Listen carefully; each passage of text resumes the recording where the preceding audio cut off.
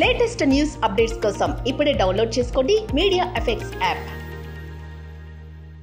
Welcome to media effects. Russia అధ్యక్షుడు Vladimir Putin 2 రోజుల పర్యటన నిమిత్తం గురువారం చైనా చేరుకున్నారు. ఉక్రెయిన్తో యుద్ధం వేళ మద్దతుగా నిలవాలంటూ రష్యా కోరిన నేపథ్యంలో ఆయన పర్యటనకు ప్రాధాన్యత ఏర్పడింది. పర్యటనలో భాగంగా చైనా అధ్యక్షుడు జీ జిన్పింగ్తో పుతిన్ భేటీ కానున్నారు.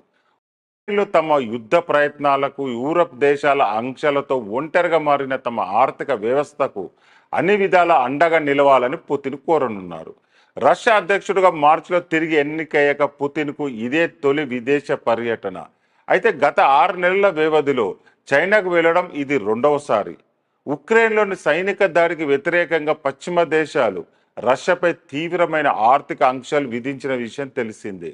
దీంతో చైనా పైన రష్యా ఎక్కువగా ఆధారపడుతుంది. పుతిన్కు రష్యాలో అపూర్వ స్వాగతం లభించింది. ఎయిర్పోర్ట్లో చైనా అధికారులు ఘన స్వాగతం పలికారు, హానర్ గార్డ్ ఇచ్చారు. ఇందుకు సంబంధించిన దృశ్యాలను రష్యా టీవీ ప్రసారం చేసింది. చైనా మీడియా సంస్థ జినోవా కూడా పుతిన్ రాకను ప్రసారం చేసింది. కాగా యూరోపియన్ దేశాల ఆర్థిక ఆంక్షలు విధించిన నాటి నుంచి చైనాతో వాణిజ్య వ్యాపారాలపై రష్యా ఎక్కువగా ఆధారపడుతుంది. చైనా కస్టమ్స్ గణాంకాల ప్రకారం ఉక్రెయిన్ యుద్ధం ఆరంభమైన నాటి నుంచి చైనా రష్యా వాణిజ్యం భారీగా పెరిగింది. ఒక్క 2023లోనే ఇరు దేశాల మధ్య వాణిజ్యం $240 బిలియన్ చేరింది. తాజాగా పుతిన్ పర్యటనతో ఈ బంధం మరింత బలోపేతమయ్యే అవకాశం ఉందని ఇరు దేశాల ఆశాభావం వ్యక్తం చేస్తున్నాయి.